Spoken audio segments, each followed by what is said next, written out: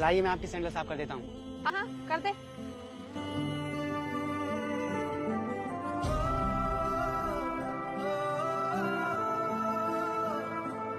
लीजिए मैम साहब, आपकी सैंडल बिल्कुल साफ हो गई।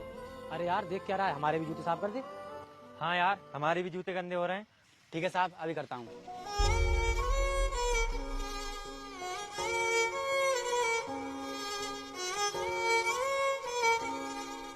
लाइए साहब।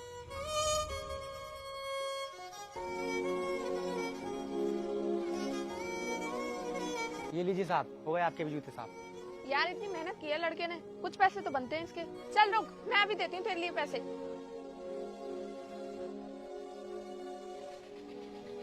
अरे मैम साहब, 1 रुपया? आपने क्या मुझे भिखारी समझ रखा है? और आपको इतना भी तमीज नहीं है कि इतने काम के कितने पैसे दिए जाएंगे?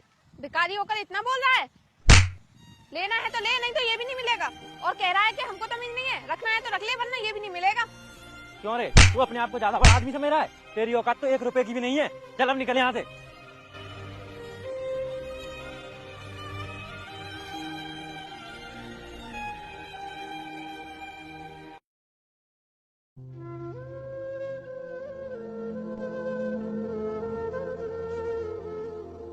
साहब जी, आपकी गाड़ी साफ कर दूं? हाँ कर दे बेटा। ठीक है, मैं तुम्हें बाद में कॉल करता हूँ।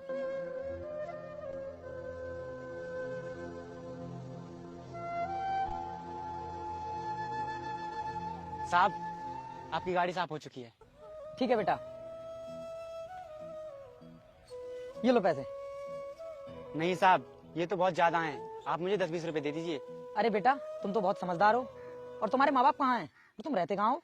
साहब, मेरा इस दुनिया में कोई नहीं है और मैं सड़कों पर इधर उधर घूमता रहता हूँ और रात को स्टेशन पर ही सो जाता हूँ।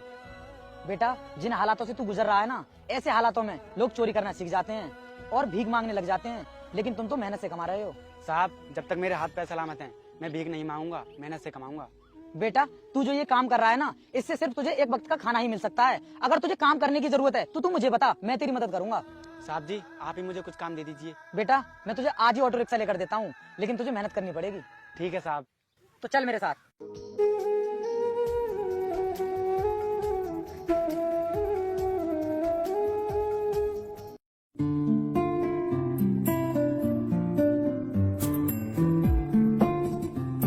भैया, हम लोग पार्टी करने के लिए बाहर जा रहे हैं, इसलिए हमें कुछ पैसे दे दो।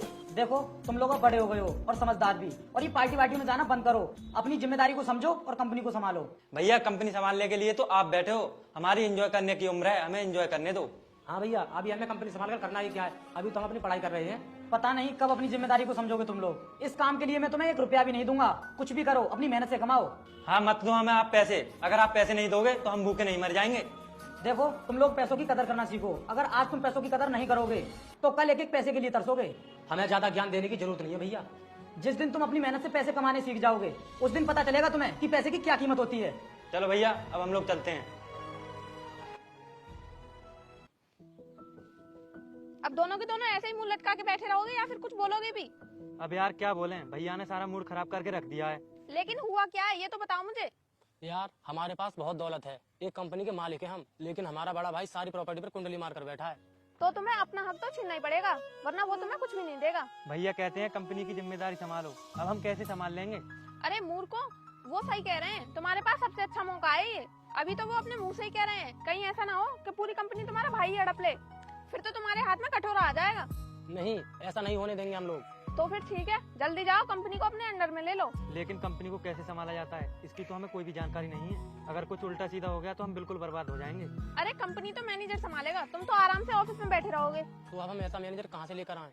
अरे मैं किस लिए हूँ, मुझे बनाओ मैनेजर, मैं संभालूंगी तुम्हारी कंपनी। तुम लोगों को मेरे ऊपर भरोसा है या नहीं? अरे यार, हमें तुम्हारे ऊपर सबसे ज्यादा भरोसा है। चल छोटे, अब हम कहते हैं भैया से कि आज से हम संभालेंगे कंपनी।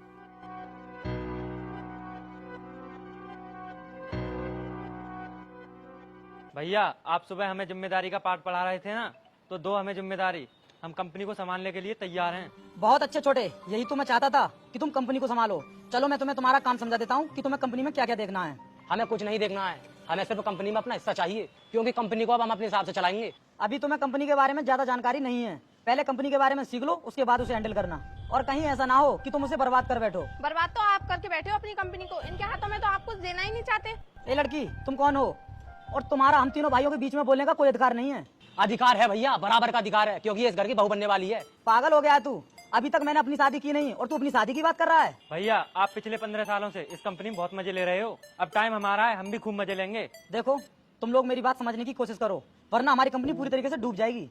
डूब जाएगी या आपके हाथों से कंपनी निकल जाएगी? किस बात का डर है आपको? ऐसा कुछ भी नहीं है जैसा तुम बोल रही हो। भैया अब हमें आपकी कोई भी बात नहीं सुननी है, चुपचाप ये लैपटॉप हमें दो और हमें हमारा काम करने दो। आरती ये लो लैपटॉप, आज से हमारी कंपनी को तुम संभालोगी। देखो अगर तुम लोगों से छोटी सी भी गलती हो गई ना तो हम पूरी तरीके से रोड पर आ जाएंगे। रोड पर ये लोग नहीं, रोड पर तो तुम आओगे। अरे भैया जल्दी आओ, ऑफिस के लिए लेट हो रहे हैं, इतना लेट क्यों कर रहे हो? अरे आ गया छोटे, इतना क्यों चिल्ला रहा है?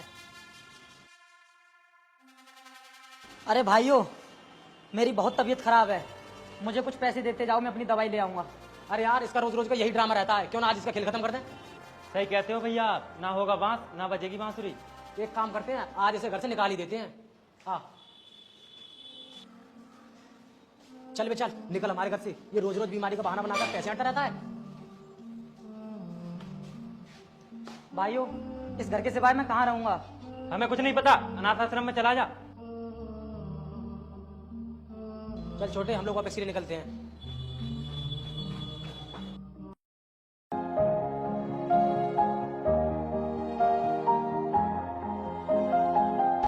सुनो भाई साहब, मुझे कुछ पैसे मिल सकते हैं क्या? मेरी बहुत तबीयत खराब है, दवाई लेनी है मुझे अपनी। अरे सर आप, और इस हालत में कैसे? आप तो एक बहुत बड़ी कंपनी के मालिक थे ना? हाँ भाई साहब मैं एक बहुत बड़ी कंपनी का मालिक था, लेकिन हालातों ने सब कुछ बदल दिया। लेकिन आप मुझे कैसे जानते हो? साहब आपका बहुत बड़ा एहसान है मेरे ऊपर, मैं आपको कभी नहीं भूल सकता, और मैं तो आपको ढूंढ भी रहा था। लेकिन साहब आप हो कौन, कुछ तो बताओ मुझे। साहब आप मुझे भूल सकते हो, लेकिन मैं आपको कभी नहीं भूल सकता। आपको याद है कुछ साल पहले आपने मुझे एक रिक्शा दिलवाया था, जिसकी मदद से आज मैंने बहुत सारे रिक्शे खरीद लिए हैं, और इस शहर में जितने भी रिक्शे चल रहे हैं वो सभी मेरे ही हैं। हाँ भाई साहब मुझे याद आ गया, काफी अच्छा काम किया है आपने, और शहर में भी काफी नाम सुना है मैंने आपका। साहब उस बुरे समय में आपने मेरी बहुत मदद की थी, और आज मेरा भी फर्ज बनता है कि मैं भी आपकी मदद करूं। आप बैठिए गाड़ी में, मैं आपको अभी डॉक्टर के पास लेकर चलता हूं।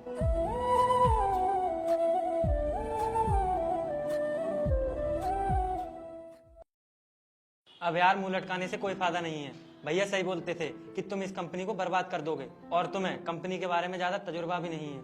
लेकिन हम करते ही क्या, हम उनके नीचे नौकर बनकर भी तो नहीं रह सकते थे।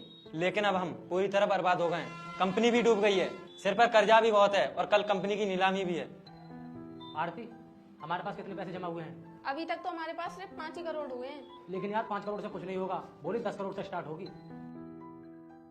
देखिए जैसा कि आप सभी को पता है ये कंपनी पूरी तरह कर्ज में डूब गई है, और इसीलिए आज इस कंपनी की नीलामी होने जा रही है। तो आप लोगों में से जो भी इसे खरीदना चाहता है बोली लगाइए। 10 करोड़ 10 करोड़ एक, 10 करोड़ दो, 12 करोड़ 12 करोड़ एक, 12 करोड़ दो, 14 करोड़ 14 करोड़ एक, 14 करोड़ दो। मुझे लगता है इससे ऊंची बोली लगाने वाला यहाँ कोई नहीं है, इसलिए ये कंपनी मिस्टर अजय 20 करोड़। भैया आपके पास इतना पैसा कहाँ से आया?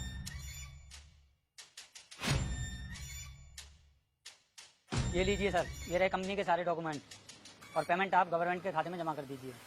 ठीक है मैं चलता हूँ। तुम्हें क्या लगा कि तुम इस कंपनी को बर्बाद कर दोगे? तो मैं इसे बर्बाद हो जाने दूंगा? नहीं, मैंने इस कंपनी को अपने दम पर खड़ा किया था, और आज इसे हासिल भी कर लिया। भैया हमें माफ कर दो, हमसे बहुत बड़ी गलती हो गई। सुनो, मुझे भाई कहने की कोई जरूरत नहीं है, आपसे तुम्हारा मेरा रिश्ता बिल्कुल खत्म। ये सब क्या बोल रहे हो भैया आप? दूर हो जाओ मेरी नजरों से, अब तुम्हारा इस कंपनी पर कोई अधिकार नहीं है। अरे तुम जैसे नालायक भाइयों को भगवान कभी माफ नहीं करेगा। और तुम्हें याद है बचपन में जब तुम लोग बीमार होते थे तो तुम्हारे बड़े भाई घर पर डॉक्टरों की लाइन लगा दिया करते थे, और इनके थोड़े से बीमार होने पर तुमने इन्हें घर से बाहर कर दिया। अरे शर्म आनी चाहिए तुम लोगों को, तुम्हारी हर ख्वाहिश पूरी करते थे ये। भैया हमें माफ कर दो, हम अपने किए पर बहुत शर्मिंदा हैं। लेकिन ये लड़की तो बोल रही थी कि कंपनी को संभाल लेगी, लेकिन अब क्या हुआ? सर वो सब तो मैंने पैसे के लालच में आकर बोल दिया। कोई बात नहीं सर, इन लोगों को माफ कर दीजिए, आखिर हैं तो आपके भाई ही। अगर आप कहते हो तो मैंने माफ कर देता हूँ, लेकिन ये माफ करने के लायक नहीं है। धन्यवाद भैया हमें माफ करने के लिए।